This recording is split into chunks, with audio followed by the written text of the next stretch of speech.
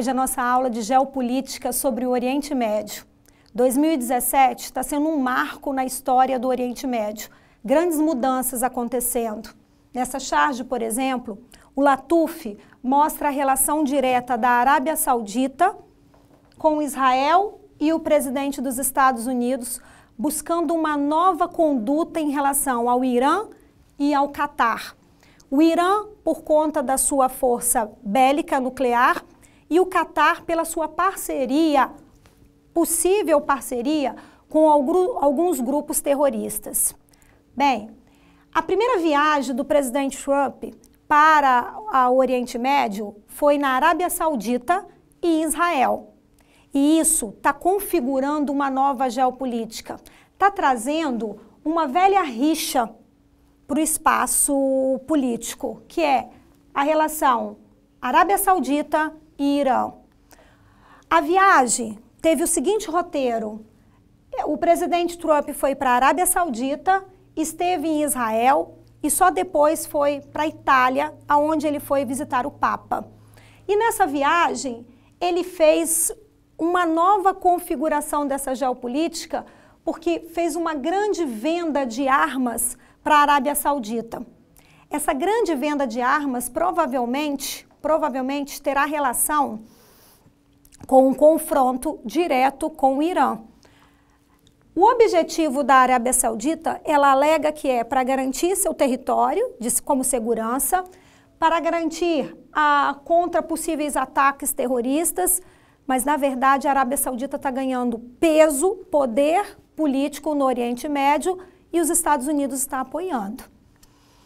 O Catar foi alvo de sanções. Alguns países como Arábia Saudita, Egito, Bahrein, Emirados Árabes Unidos, Líbia, Iêmen e as Maldivas anunciaram uma decisão de fazer bloqueio, um bloqueio diplomático, um bloqueio político ao Catar. O Catar é um país promissor no Oriente Médio e, por ele ser promissor, acaba ameaçando o poder da Arábia Saudita.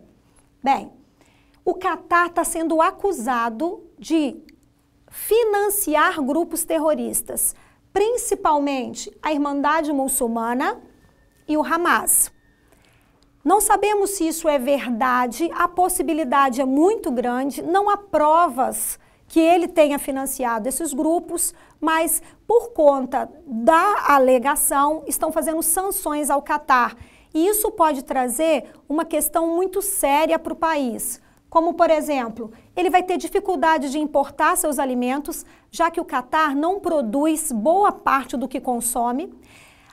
A Copa do Mundo de 2022, que vai ser no Catar, pode ter dificuldade de acontecer por conta de toda uma programação que precisa ser feita. Os trabalhadores do Catar que vivem nos países vizinhos vão ter que retornar para o seu país, não vão poder mais trabalhar nesses países vizinhos. Nós temos o caso da impactos na aviação, já que o Catar tem uma grande empresa aérea. E nós temos também a questão do fornecimento do gás natural que o Catar faz para países vizinhos e com essa questão de sanção pode ser que seja interrompido. Bem, isso vai mexer com a economia do Oriente Médio e pode mexer com a economia do mundo. Existe uma parceria que ameaça hoje a Arábia Saudita, que é a parceria Irã-Catar. E com medo dessa parceria, criar sanções contra o Catar e vigiar o Irã seria uma alternativa para a Arábia Saudita com o apoio direto dos Estados Unidos. Bem, o Irã também sofreu um atentado terrorista. Desde a Revolução Islâmica, em 1979, o Irã nunca tinha passado por um atentado terrorista dessa proporção. Bem, houve um atentado no parlamento do Irã e houve um outro atentado no mausoléu de Ayatollah Khomeini. Ayatollah Khomeini, que foi o grande responsável pela Revolução Islâmica. Esses atentados terroristas foram vistos como algo extremamente ofensivo e o Estado Islâmico reivindicou a ação. O Estado Islâmico reivindica a ação e eu quero lembrá-los que o Estado Islâmico é sunita e o governo do Irã é xiita. Então, nós podemos perceber que já há um confronto direto na relação do islamismo aqui. Eu coloquei alguns governos passados, só para a gente ter uma ideia de como a geopolítica do Oriente Médio já vem há muito tempo trazendo essa situação de problemas diplomáticos. Bem, nós já gravamos aqui no Prepara Enem várias aulas que falaram sobre o conflito de Israel, sobre o conflito da Guerra do Golfo, e é extremamente importante retomar esse assunto.